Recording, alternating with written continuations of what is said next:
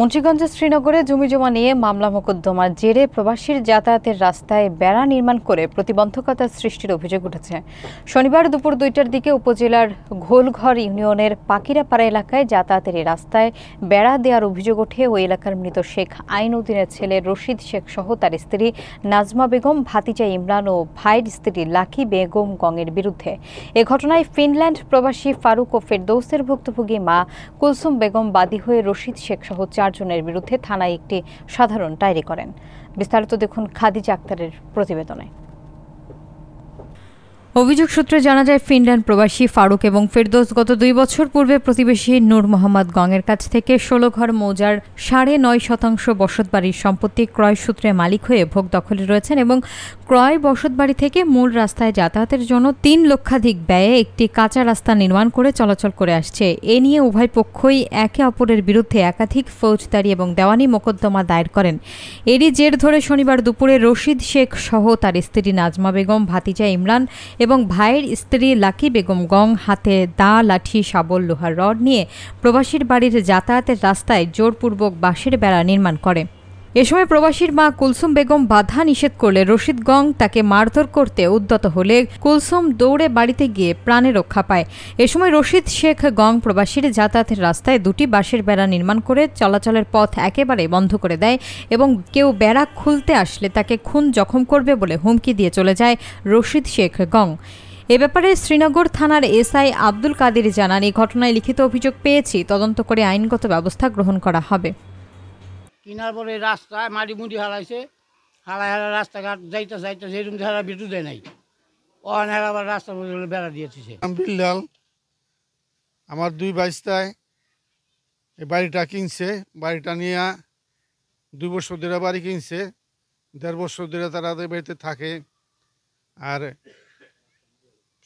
রাস্তার মধ্যে আগে বাঙ্গনা ছিল, 3.5 লাখ টাকা দিয়া রাস্তার মধ্যে মাটি ফালাইছে বাঁশবুস গাইরা। তো এখানে হঠাৎ করে কালকা ওই আমার বাইর বউ কই জানি গেছে, বাড়িতে তালাতে থুয়া কই জানি গেছে, এমরাদা, রশিদ আর ইমরান আর কয়জনে ওই 2 সাইডে বেড়া দিছে। এই বাড়িটা বিক্রি করা হয়েছে ফারুক আর ফেরদৌসের কাছে, আর বেড়া দিছে রশিদ, মোতালেব, আবুল বেড়া দিচ্ছে, তাদের চলতে চলাফেরা করতে দিব না এখান দিয়া। জানি যে জায়গাটা উনি কিনছে আর ওই যে মাটিটা হালাইছে দেখছি, এই জানি আমি। আমার স্বামী মারা যাওয়ার পরে আমি যে মনে করেন 2 বছর আগে আমার বাড়িটা বিক্রি করা হয়েছে, আমার চলার মতন কোনো পথ ছিল না। তখন এ বাড়িটা রাস্তাটা পুরা 4.5 ফুট জায়গা রাস্তাটা, তখন যে ফেরদৌস আর ফারুকের কাছে বিক্রি করা হয়েছে। বিক্রি করার পরে ওনারা রাস্তাটা বাঁধছে, মাটি ফালাইছে। এখন মাটি ফেলার পরে এখন রশিদ, আবুল আর মোতালেব ওনারা চলতে দিব না, মানে আসা যাওয়া দিতে দিব না, রাস্তাটা মানে আটকায় রাখছে। তো অনেকেও বাধাবন্দি দেয় নাই, এই পর্যন্ত চলাফেরা করছে।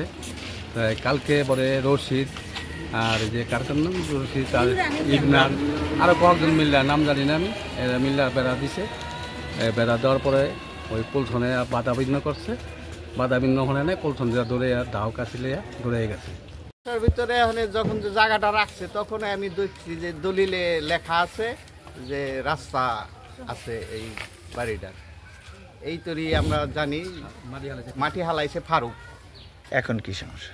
এখন সমস্যার মধ্যে ওই বেড়া দিয়ে ছুঁয়ে দিছে, এদেরকে যাইতে দেয় না। আমি কুলসুম বেগম, পাকিরাপাড়া। আমি এই বাড়ি কিনছি 2 বছর ধরে। আমি 2 বারে 3 লাখ টাকার মাটি ফালাইছি। আমি এই 1.5 বছর ধরে এই রাস্তাটা চলাচল করতেছি, এই রাস্তাটা আমি চলাচল করতেছি।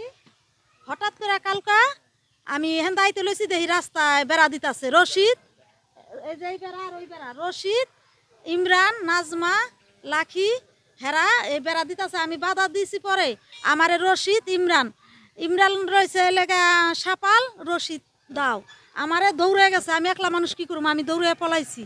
আমি কই কি আমার তো এখানে জানের হুমকি, আর কয় তুই এখানে আইলে তোর এই জায়গার মধ্যে মাটি দিমু।